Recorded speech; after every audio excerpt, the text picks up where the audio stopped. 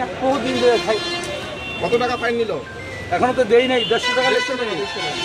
150 টাকা। এরপরে বিড়ি খাবেন না? হ্যাঁ খাবো আমি। কিসের জন্য ফাইন নিল আপনাকে? এই যে নেশা খাওয়ার জন্য।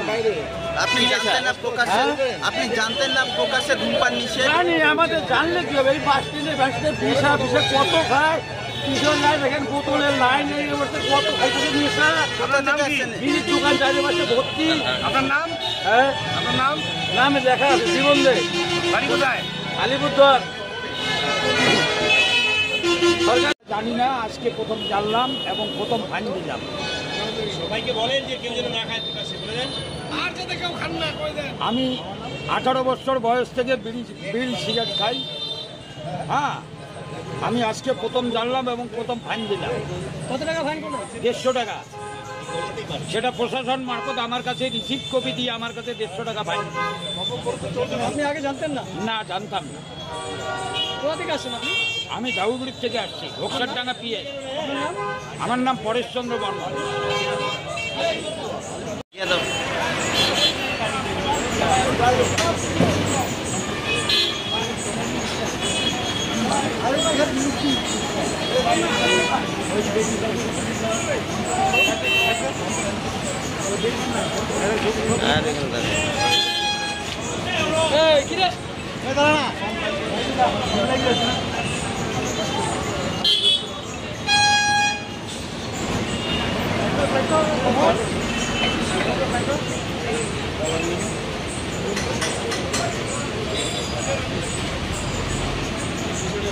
কাজে আছি, পরে ফোন করতেছি।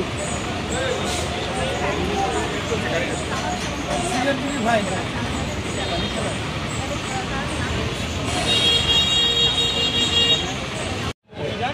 বাংলা বুঝেন না তো, কোনো জায়গায় খাওয়া নিষেধ আছে তো, কথাটা বুঝেন না কেন? একটা বয়স্ক লোক। আমি চাই আমার ছেলেদের না খাক, যুব সমাজ না খাক, তবে না খাওয়া এই অভিযানটা আজকের জন্য।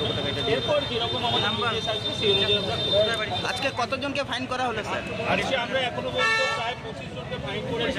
এটার রেট আছে 200 টাকা, কিন্তু মানুষকে আমরা সচেতন করছি, পাশাপাশি সেই জন্য ফাইনটা কমে 150 টাকা করে। স্যার কোচবিহার শহরে কোথায় কোথায় অভিযান হলো আজকে? আজকে আমরা এখানে আমাদের টাউনে আমরা করছি আমাদের এই অভিযানটা, পাশাপাশি মাননীয় এসপি স্যারের নির্দেশে শহরের প্রধান শহরগুলোতে কোচবিহারের তুফানগঞ্জ, দিনহাটা, মাথাভাঙা, মেদিনীপুর। মূলত প্রকাশ্যে ধূমপানের জন্যই কি আজকের এই অভিযানটা? আমাদের মূল উদ্দেশ্য ফাইন নয়, আমাদের মূল উদ্দেশ্য হচ্ছে মানুষকে সচেতন করা যে ধূমপান বর্জন করুন। তামাক হচ্ছে ক্যান্সারের অন্যতম প্রধান কারণ, সেটাকে আপনারা বন্ধ করুন, খাবেন না, সচেতন করছি। আর যাদের খাবার ইচ্ছে তারা বাড়িতে গিয়ে বা প্রকাশ্যে খাওয়া যাবে, এটাই আজকে আমাদের হচ্ছে মূল।